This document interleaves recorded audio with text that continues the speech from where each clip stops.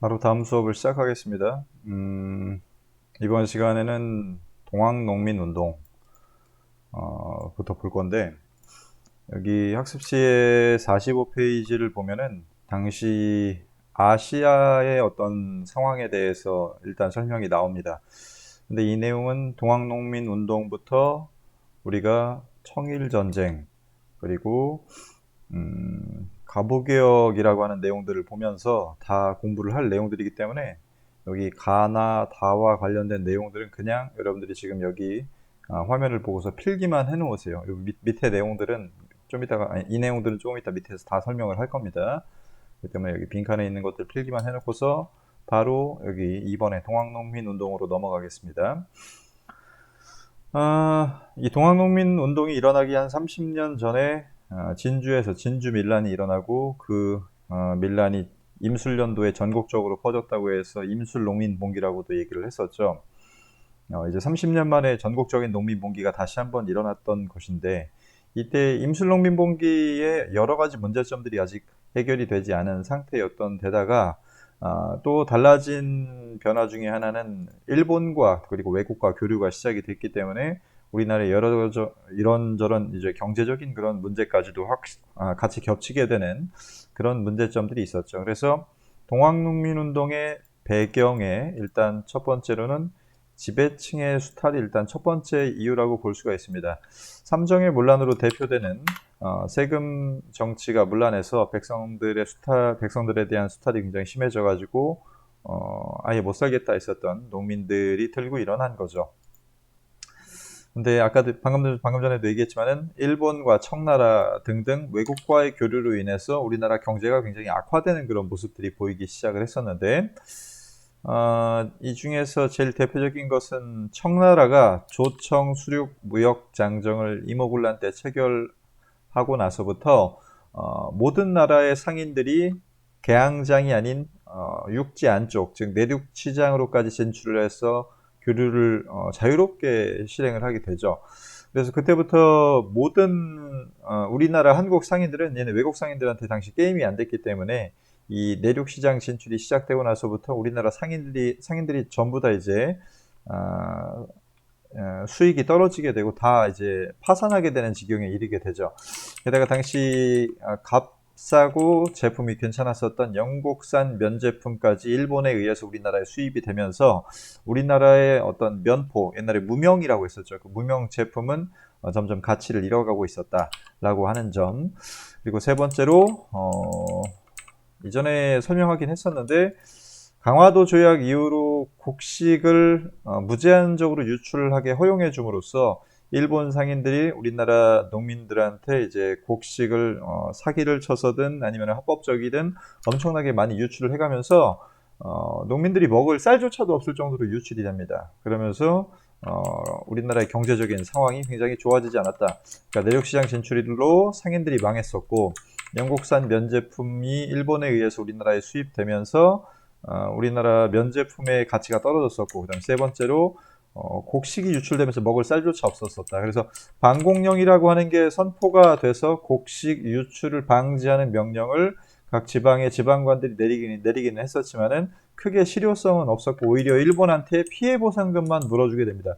니네 왜 함부로, 한국은 왜 함부로 곡식 유출을 방지하냐? 강화도 조약 때 이미 곡식의 무제한 유출을 허용했었는데 왜 반공령 했었냐라고 추궁을 받으면서 오히려 우리가 일본한테 피해 보상금을 주고 사과하는 정도로 이제 마무리가 되죠.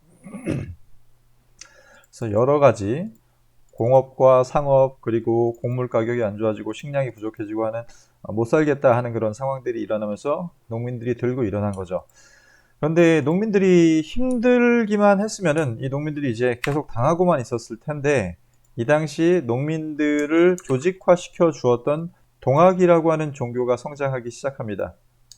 이 동학이라고 하는 종교는 중요하니까는 형광펜 표시를 합시다. 동학. 지금까지도 있어요, 이 종교는. 우리나라의 큰 종교는 아니지만 지금은 우리나라의 전통적인 종교로서 아직까지 남아 있습니다. 동학이라는 건 예전에 일대교주였던 최시영이라고 하는 사람이 만들었었고, 인내천이라고 하는 평등 사상을 통해서 백성들에게 인기를 끌고 있었던 종교였었죠. 그리고 최재우가 일대 교주야. 근데 최재우라는 일대 교주가 사이비 종교라는 누명을 쓰고서 정부로부터 사형을 당합니다. 정부는 이제 평등하다고 얘기를 했던 그런 종교인 동학을 이 양반들이 좋아할 리가 없었겠죠. 그래서 최재우는 사형을 당했었고, 2대 교주였던 최시영이 동학의 지방 조직이었던 그리고 접이라고 하는 그런 개념을 만들어서, 예를 들어서 인천의 포접이라고 하면은 인천 지방을 이제 관리하는 그런 동학의 조직이라고 생각을 하면 됩니다. 포접이라는 게 동학의 우두머리들을 얘기하는 거고, 우두머리. 뭐 쉽게 얘기하면 인천시장인데 이 동학에서 그냥 인천 포접이라고 얘기를 했었습니다. 그런 식으로 해서 각 지방에 동학의 조직을 정비를 해서 전국적으로 동학을 널리 퍼뜨리고 있는 상황이었었고, 동학의 성경책도 이 2대 교주 때 완성이 됩니다. 동경대전이라고 하는 책이 완성이 되면서 동학이 전국적으로 널리 퍼지고 있는 그런 상황이었었다. 이게 대략 1890년대, 80년대, 90년대에 이루어지고 있었던 상황이고, 특히 이 동학을 믿는 사람들이 한꺼번에 모일 수 있었던 중요한 계기가 뭐였었냐면은 바로 자기네 일대 교주인 최재우가 억울하게 죽었단 말이야. 사이비 종교라고 누명을 쓰고서 억울하게 죽었기 때문에 신원운동이라는 걸 벌입니다. 신원운동. 자기네 교주였던 최재우의 신원이라는 건 억울한 걸 풀어달라라는 뜻입니다. 그런 억울한 걸 풀어달라라고 하는 운동을 벌이면서, 그리고 포교의 자유를 주장을 하면서 여러 차례 집회를 벌여요. 충청남도의 삼례에서 모이기도 하고, 서울에 가서 왕한테 상소문을 직접 올리려고 하다가 정부가 이제 체포령이 떨어져서 도망가기도 하고, 이때 서울 복합상소 때는 전봉준 같은 나중에 동학농민운동의 핵심 인물들까지 올라오는 상소문의 이름들이 보입니다. 이름들이. 그 다음에 중요한 집회 중에 하나는 보은 집회입니다. 보은 집회, 여기에서는 훨씬 더 규모가 커져서 일반 농민들까지 다 가담을 했었고, 심지어 양반 아니면 관리들까지도 가담을 해서 굉장히 많은 사람들이 이 집회 보은이라는 건 충청남도 보은입니다. 여기에 모여서 많은 사람들이 집회에 참여를 하는 모습들이 보였고, 이걸 정부에서 실제로 조사를 해갑니다. 온건계합파 중에 한 명이었었던 어윤중은 여기 보은 집회를 다녀와서 보고서를 쓰는데, 이 보고서에 뭐라고 적혀 있었냐면은 정치적인 운동이 벌어지고 있다. 여기에서 단순히 이게 자기네 종교를 좀 인정해달라고 하는 운동에서 처음에는 시작을 했었는데, 나중에 여기 보은 집회에 가면은 정치적인 그런 구호까지도 얘기를 하는데, 여기에서 얘기를 했던 중요한 구호가 바로 탐관오리를 숙청하고 배척하다. 그리고 이 외는 뭐야? 외는 외놈들. 우리가 양은 서양놈들. 그래서 일본과 서양을 배척을 하는 의를 우리가 이제 좀 부르짖겠다라고 하는 그런 구호를 외칩니다. 척외양 창의. 당시 보은 집회를 그림으로 나타낸 건데, 이게 의자예요. 의자. 우리는 의로운 종교란 말이야. 우리가 국가에 도움이 되는 종교고 의로운 종교고, 탐관오리들을 몰아내자. 예전에는 하느님 만세 그런 것만 외쳤는데, 이런 종교적인 특성만이 아니라 이때 보은 집회에 가면은 정치적인 특성이 좀 나타나기 때문에 굉장히 중요한 집회라고 볼 수가 있습니다. 그래서 당시 여기 충청도와 그 주변 지역의 사정은, 농민들은 살기 힘들어.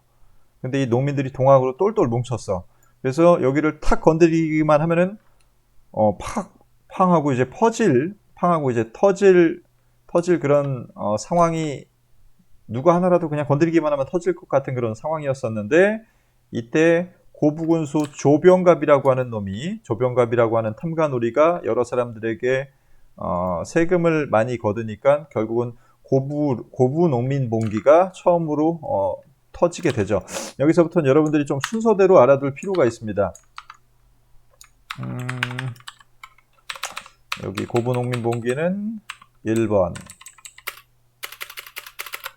고부농민봉기는 순서상 첫 번째 사건.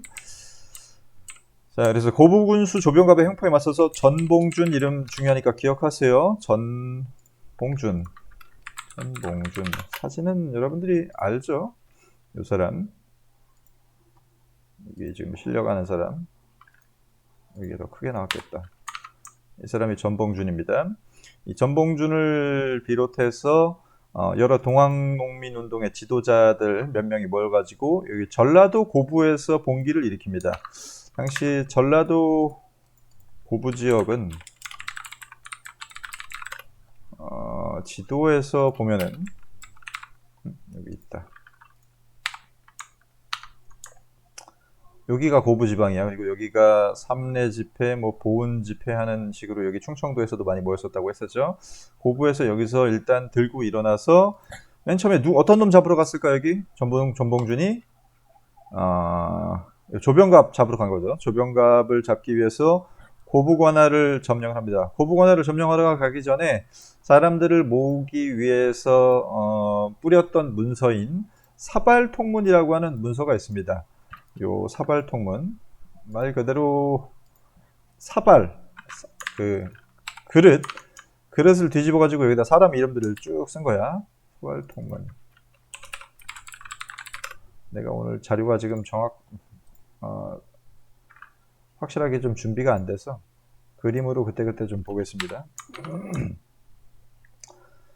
사발통문에 여기 보면은 사람들 이름이 세 글자씩 쓰여져 있죠. 정, 종, 혁, 뭐 이런 식으로 해서 전봉준이 여기 어디에 있었는데 기억이 안 난다. 이렇게 보니까는 그래서 여러 사람들의 이름을 이렇게 사발면이래. 사발면은 라면이지. 그릇을 중심으로 그릇을 하나 여기다 딱 놓고서 여기다가 이름들을 이렇게 쫙 써서 주모자가 누군지 모르게끔 했던 문서인데 요 문서가 지금도 남아 있습니다. 사발통문이라는 거 돌려서 사람들을 모아가지고 막 수백 명이 가서 이제 고부 관할을 점령을 해버리죠. 그리고 관청을 점령을 해버리고 탐관오리들 내쫓고. 그런데 조병갑은 이미 튀었어. 이 새끼는. 조병갑 이 자식은 이미 튀었어. 그래서 여기 고부에서 이제 농민들이 이제 모여가지고 이날이 1월 10일이었었는데 고부장터에 모여서 전봉준이 앞에서 연설을 하고서 관청을 쳐들어갑니다. 근데 아까도 얘기했지만 조병감은 미리 튀었었고, 다만 이제 관청을 점령을 하죠. 관청을 점령을 하고 나서 뭐 쌀 나눠주고 탄관오리들 내쫓고 그런 다음에 상황이 안정되어 갔었고, 주모자였던 전봉준 같은 이런 사람들이 이제 일단 집으로 돌아갑니다. 정부는 이 사태를 좀 수습하기 위해서 안핵사라고 하는 그 관청을 파견합니다. 당시 지방에서 발생한 밀란을 수습하기 위해서 파견하던 임시 벼슬을 안핵사라고 하는데, 안핵사 이용태라고 하는 사람을 파견합니다. 그래서 안핵사 이용태가 왔는데 원래는 이대로 끝날 뻔했던 그런 농민 봉기였는데, 이용태가 이때 반란 일으킨 사람들, 이때 봉기한 사람들을 다 잡아들이라고 이제 명령을 하죠. 그리고 나서 그 사람들을 죽이네 만회하는 그런 소리들이 나오니까는 농민들의 분노가 폭발해서 농민들이 다시 들고 일어나죠. 이걸 바로 무장봉기라고 합니다. 무장봉기. 무장지방에서 들고 일어났던 사건입니다. 여기 지금 지도를 보면은 무장이 여기죠. 여기에서 들고 일어나가지고 어떻게 할지 이제 논의를 하다가 백산이라고 하는 산에 모여가지고 4대 강령, 그러니까 자기네들의 원칙을 4개를 발표를 하고서 다시 결국은 들고 일어나죠. 이때 들고 일어났던 사람이 전봉준, 손아중, 김계남. 다 계남이는 아무리 봐도 이제 농민이죠. 전봉준은 몰락 양반이야. 몰락 양반이고 손아중은 잘 몰라요. 자, 그래서 이 사람들이 백산에 모여가지고 4대 강령을 발표를 하는데, 이 4대 강령을 한번 좀 자세하게 보면은 4대 강령을 좀 이게 백산에서 모여가지고 회의를 하는 모습인데, 농민군들이 이제 엄청나게 많이 늘어난 상황이죠. 소도 데리고 왔어. 그리고 지금 자세히 보면은 농민들은 무기가 뭐 낫이나 아니면 여기 축창이라고 해서 대나무를 이제 뾰족하게 깎아가지고 사람들 이제 흉기로 만들 수 있는 그런 무기들을 들고 왔었습니다. 정규군의 무기에 비하면 굉장히 보잘것없는 무기지만 인원수가 많아가지고 당시 위협적이었었던 거죠. 백산대회에서 얘기했었던 4대 강령을 보면 일단은 1번은 넘어가고 2번에 백성을 편안하게 한다. 이때 당시 동학은 이 농민 봉기를 일으키기 전부터 이미 우리 종교를 통해서 백성들을 좀 편안하게 하고 폭정을 제거한다. 여기 보면은 권세가와 귀족들을 모두 없앤다. 그러니까 탐관오리들을 죽여버린다라는 뜻이죠. 폭정을 제거한다라고 하는, 그리고 폭정을 제거하고 백성들을 구한다고 하는 제폭구민, 제는 어이야. 제폭구민이라고 하는 그런 구호를 자주 외쳤었습니다. 혹은 나라를 보호하고 백성을 편안하게 한다 하는 보국안민이라고 하는 그런 구호를 많이 외쳤었습니다. 그리고 좀 특이했던 것은 여기 3번의 조항에 보면은 일본 오랑캐를 몰아낸다라는 말이 나와 있죠. 그래서 여기 또 필기를 하면은 제폭구민과 보국안민의 그런 슬로건을 가지고서 다시 들고 일어나죠. 그래서 다시 들고 일어나서 이 목표는 여기 어디다? 센터로 가자. 센터로 가야지만 우리 탐관오리들을 싹쓸이 해버릴 수 있다 라고 해서 결국은 서울로 진격하기 시작합니다. 여기 지도에 보면은 무장에서 처음 들고 일어나서 쭉쭉 위로 올라가죠. 쭉쭉 이제 위로 올라갑니다. 처음에 잠깐 일어나서 밑으로 잠깐 내려가서 여기 쓸고 갔다가 다시 위로 올라갑니다. 다시 이 위로 올라가서 첫 번째 목표는 바로 전라도의 수도가 있었던 바로 이게 전주입니다. 전주. 여기가 첫 번째 1차 목표고, 최종 목표는 바로 센터인 어디다? 여기 한양이죠. 한양. 한양이 최종 목표로서 쭉쭉 올라가면서 정부가 보내는 군대를 하나하나 다 격파하는 모습을 보이는데, 첫 번째로 정부 군대를 크게 이겼었던 전투는 바로 여기 정읍의 황토현에서 있었던 황토현 전투입니다. 황토현 전투. 황토현 전투. 그 다음에 제일 크게 이겼었던 전투는 바로 이 밑에 동네에서 있었던 장성의 황룡촌이라고 하는 촌에서 일어났던 황룡촌 전투입니다. 황룡촌 전투. 이 두 개 전투는 굉장히 중요한 전투니까 잘 알아둬야 됩니다. 농민군이 굉장히 크게 승리를 했었던 전투이고, 잠깐만.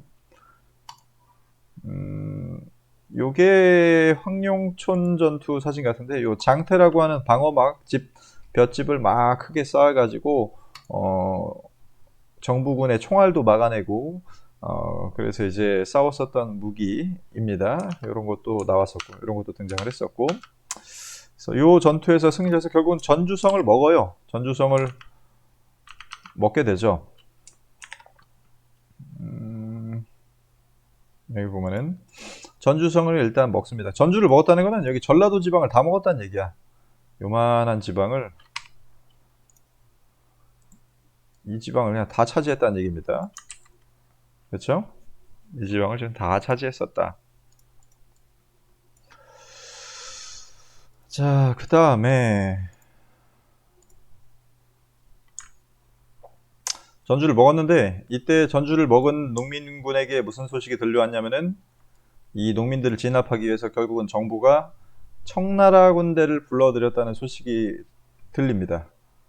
근데 우리 저번에 그 갑신정변 끝나고 나서 얘기를 할 때 청나라 군대가 들어오면 혼자 들어오면 안 되고 일본한테 항상 콜을 해주기로 했었죠. 그래서 그 다음날 5월 6일, 음력 5월 6일에 일본 군대도 같이 들어옵니다. 그리고서 얘네 둘이 서로 으르렁 되면서 서로 전쟁을 할랑말랑한 그런 상황이었었어요. 그래서 이런 상황에 위기의식을 느꼈었던 농민들은 결국은 정부랑 합의를 해서 결국은 이제 해산을 하기로 해요. 우리 때문에 일본군이랑 청나라 군대가 들어왔으니까는, 우리 때문에 들어왔으니까는, 잠깐만, 여기 지금 전투도 세 번째로 체크를 합시다. 황토현 전투, 황룡촌 전투. 그 다음에 네 번째는 바로 이 전주화약입니다. 전주화약.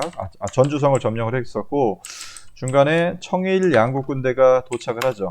청일 양국군대가 도착을 해서 결국은 정부하고 농민군 간에 화해가 이루어지는데, 이걸 바로 뭐라고 하냐면 전주화약이라고 합니다. 전주화약.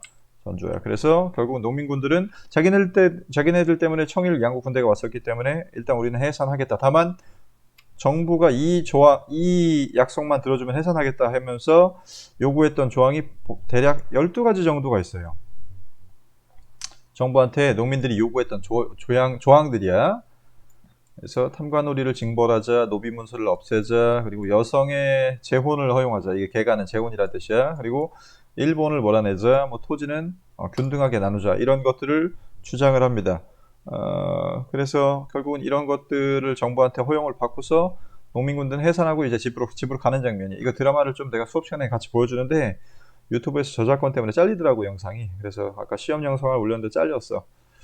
그냥 불법으로 보여줄 수도 없고 이걸 학교에서 그냥 우리끼리 같이 보는 건 괜찮은데 깐깐해 유튜브 자식들 이거.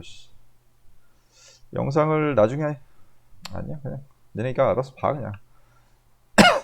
그리고 얘네 농민군들은 결국은 전주에서 해산을 해서 집으로 돌아가요. 집으로 돌아가는데 그냥 돌아가서 놀기만 한 게 아니라 자기네들이 요구를 했었던 이 12개 조의 조항을 각 지역에서 실시하게끔 노력을 합니다. 아까 봤었던 여기 전라도 지방에서 여기 전라도 지방의 각 지역의 집으로 돌아가서 각 지역에서 자기네들이 요구했었던 개혁사항을 자기네들이 실시하기 위한 관청을 세우는데 그 관청의 이름을 바로 집강소라고 합니다.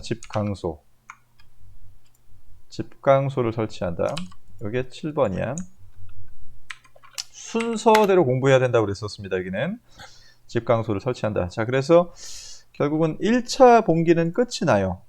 여기 5월 달에 일본 군대, 청나라 군대가 들어온다는 소식을 듣고서 1차 봉기는 끝이 났었고, 그래서 이대로 마무리될 수도 있었어요. 동학농민운동이라는 거는.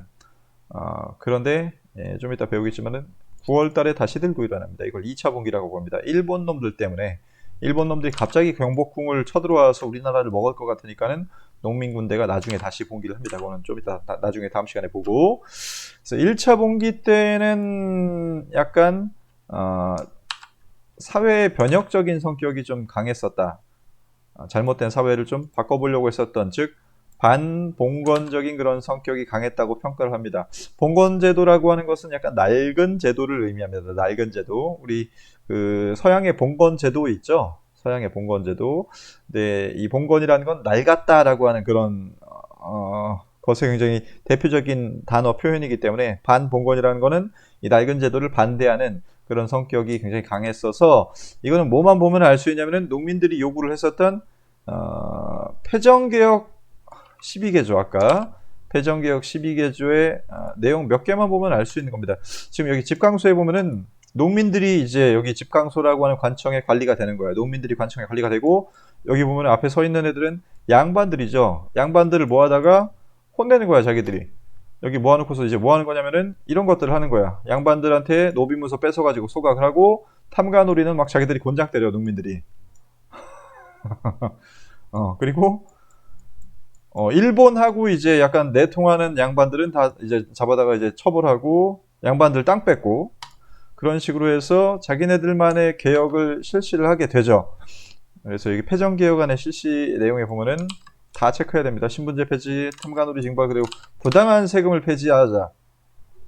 무명 잡세를 일체 거두지 않는다라고 나와 있죠. 당시에 삼정의 문란이 아직까지 해결되지 않은 상황이었기 때문에 이걸 해결하자라는 얘기입니다. 그 다음에 토지를 균등 분배하자. 요 내용이 이번 시간에 배우는 내용 중에서 제일 중요한 거야. 특히 요 노란색 표시되어 있는 조항은 굉장히 중요한 조항들이기 때문에 잘 기억하길 바랍니다.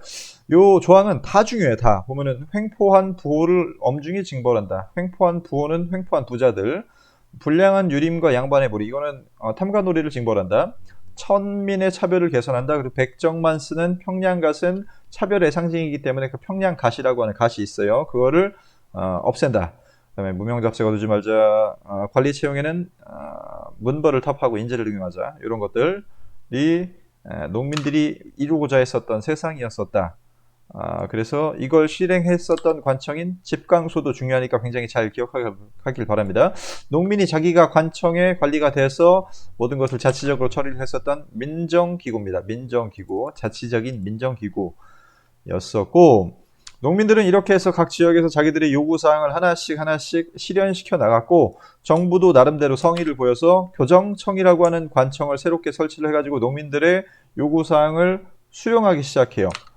신분제도를 폐지한다거나 탐관오리들을 처벌한다거나 하는 것들을 준비하고 있었어. 이미 차근차근 정부를 좀 바꾸고 사회를 좀 개혁시키기 위한 교정이라는 건 말 그대로 교정, 어떻게 하겠다는 거예요. 교정, 바꾸다는 거죠. 바꾸기 위한 관청을 설치를 해서 정부도 나름 요구를 하고, 그 다음에 농민들이 다 해산했기 때문에 너네 청일 양국군대는 이제 있을 필요가 없어. 여기서 으르렁거리지 말고 너네 집에 가 라고 해가지고 요청을 했어요. 너네 집에 가도 돼, 이제 가.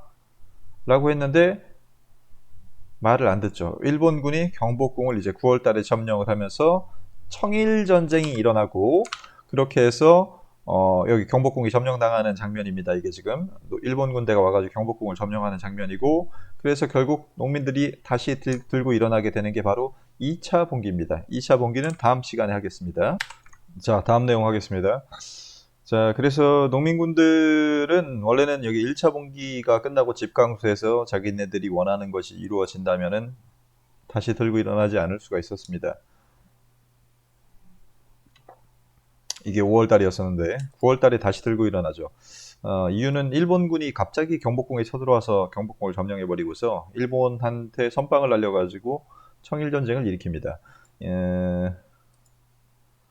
일본이 그러니까 우리나라를 먹을 것 같은 거예요. 그래서 농민군들이 다시 재봉기하죠. 그리고 이때 일본은 경복궁을 점령하고 나서 우리나라한테 이래라 저래라 간섭을 하면서 우리나라의 체제를 일본식에 맞춰서 좀 개혁을 시키는데, 이 개혁을 일컬어서 바로 갑오개혁이라고 합니다.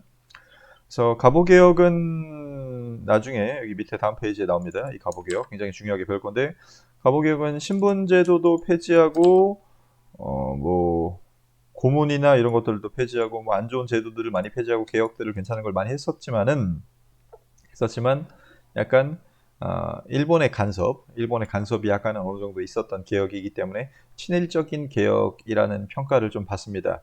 특히 여기 2차 개혁 때 여기 2차 갑오개혁이 1차, 2차, 3차로 나눠지는데 2차 개혁 때는 친일파였던 박영효가 주도하기 때문에 굉장히 좀 친일적인 그런 성격이 많이 일본의 간섭이 본격화됐던 그런 성격이 많이 보이게 된다. 요거는 다음 시간에 좀 자세하게 설명을 하겠습니다. 자, 다시 여기 2차 봉기 내용을 보면, 그래서 농민들이 다시 들고 일어나죠. 농민들이 다시 들고 일어나서 지도를 다시 봅시다. 이번에는 농민군대가 아까 전주까지 먹었었고, 이번에는 삼례 지방에서 다시 들고 일어납니다. 삼례 지방에서 들고 일어나는데, 당시 전봉주는 여기 동학농민운동의 남쪽의 어떤 지도자 역할을 했었고, 그래서 남접이라고 하죠. 남접 지도자 역할을 했었고, 그래서 얘네들 목표는 센터야. 센터에 있는 이제 일본군을 내쫓기 위해서 가는 거죠. 가는 건데, 당시 동학의 교주였었던 손병희는 원래 1차 봉기 때는 참석하지 않았으나 2차 봉기 때는 여기 참여를 하기 시작을 합니다. 1차 봉기 때는 여기 고부랑 무장에서만 여기서 막 떠들썩했었지만은 여기 북쪽에 있었던 최시영과 손병희는 움직이지 않았었어요. 그래서 여기 특히 최시영 밑에 있었던 이대교주 최시영 밑에 있었던 손병희라고 하는 지도자, 동학농민운동의 지도자가 있었는데, 이 사람은 1차 봉기 때는 움직이지 않았었지만 2차 봉기 때는 최시영의 명령을 받고서 같이 들고 일어납니다. 그래서 남쪽 지방의 농민군 지도자였었던 전봉준과 북쪽의 농민군 지도자, 여기 충청도의 농민군 지도자였었던 손병희가 같이 만나서 연합부대를 형성을 하죠. 남접과 북접의 연합부대가 형성이 되면서 농민군의 부대 규모가 엄청나게 커졌었어요. 그래가지고 서울로 계속 북상을 하고 있었는데, 여기 바로 공주의 우금치 전투, 여기 지금 우금치라고 나와 있죠. 우금치 전투에서 일본 군대를 맞서서 싸우다가 결국은 패배하게 되죠. 우금치 전투에서. 그래서 여기에 우금치 전투 영상이 있는데, 저번 시간에도 얘기했지만은 유튜브에서 다른 저작권 있는 영상 틀면 걸리더라고.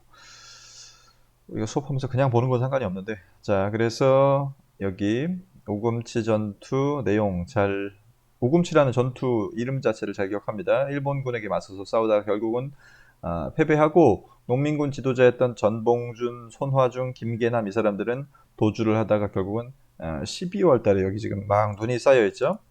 음력으로 12월, 양력으로 치자면은 아마 한 1월쯤 됐을 겁니다. 그래서 여기 보면은 전봉준이 지금 체포돼서 가고 있는 장면이죠. 이게 아마 재판장에 가는 장면으로 내가 알고 있는데, 전봉준이 지금 앉아서 가는 이유는 싸우다가 다리를 다쳤었대요. 그래서 지금 이렇게 체포돼서 많은 지도자들이 다 체포가 되고, 결국 동학농민운동은 성공하지 못하고 끝나게 되죠.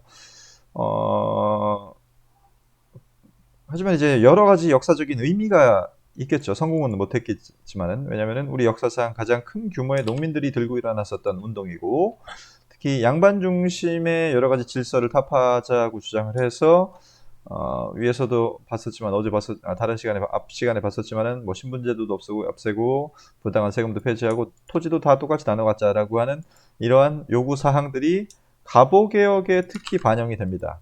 나중에 갑오개혁이 약간 친일적인 개혁 성향이 있긴 있지만은 우리나라 사람들이 주도를 했었던 개혁이었기 때문에 일본이 간섭하긴 했지만 우리 한국인들이 주도를 하면서 여러 가지 괜찮은 정책들을 많이 내놓는데 그 중에서 하나가 대표적인 것이 신분제 폐지입니다. 다음에 반외세 반침략 투쟁적인 그런 성격이 있죠. 특히 2차 분기는 성격이 일본의 침략을 막아내려고 했었던 반외세의 항일, 일본에 반대하고 그다음에 구국, 나라를 구하려고 하는 그런 투쟁의 성격이 있었기 때문에 이것은 굉장히 의미가 있다고 볼 수 있죠. 그래서 동학농민운동 때 일본에게 맞서 싸웠던 이 사람들이 나중에는 의병 전쟁에 가담하기도 합니다. 항일 의병 운동의 토대가 되어서 제일 대표적인 사람은 바로 김구입니다. 김구. 김구는 동학의 황해도 지방 접주였었는데 이 황해도에서의 동학농민운동이 실패하고 나서부터는 의병 투쟁에 참여를 해서 일본군들을 괴롭히는 그런 게릴라 활동을 하기도 했었습니다. 김구. 이때부터 이제 김구가 등장하면서 우리나라 근현대사에서 김구가 안 들어가는 곳이 없어. 다 들어가. 자, 그런데 한계는 뭐 구체적인 여러 가지 뭐 근대 사회를 제시하지는 못했었다는 건데 이건 그냥 넘어가도 되고. 자, 그다음 밑에 빈칸에 알맞은 문제. 자, 그래서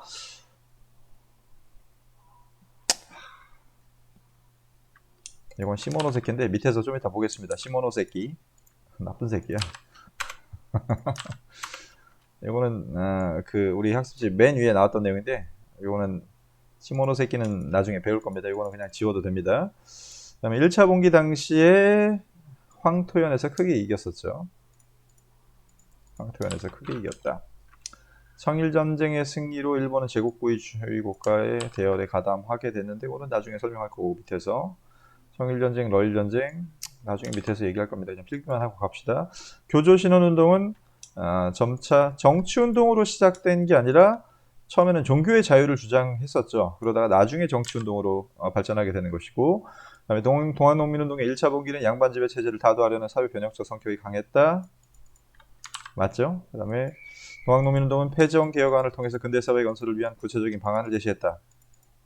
근대사회 건설을 위한 구체적인 방안을 제시하지는 못하고 그냥 뭐 없애달라, 뭘 처벌해달라, 뭐 해달라라는 그런 내용만 했고 구체적인 내용은 얘기하지는 못했습니다. 그 다음에 일본이 청해계 랴오동 반도 이것도 밑에다 나중에 나올 겁니다. 러시아와 프랑스, 독일이 삼국 간섭이라는 걸 나중에 해서 나중에 얘기할 거고 그 다음에 고부 농민봉기에서 처음에 농민봉기가 시작이 됐고 전주 허약을 맺고서 민정기구인 집강소를 설치했고 정부도 교정청을 설치해서 교정하겠다라고 했었죠. 개혁 요구는 갑오개혁이 반영되어서 신분제도가 폐지가 되기도 했었다. 그다음에 자녀 세력은 항일 의병에 가담했다. 나중에 을미년도 1895년인 을미년도에 일어났던 의병을 을미의병이라고 한다. 거기에 가담하기 시작하면서 여러 가지 항일 투쟁의 토대를 마련했었다. 이번 시간은 여기까지 하겠습니다.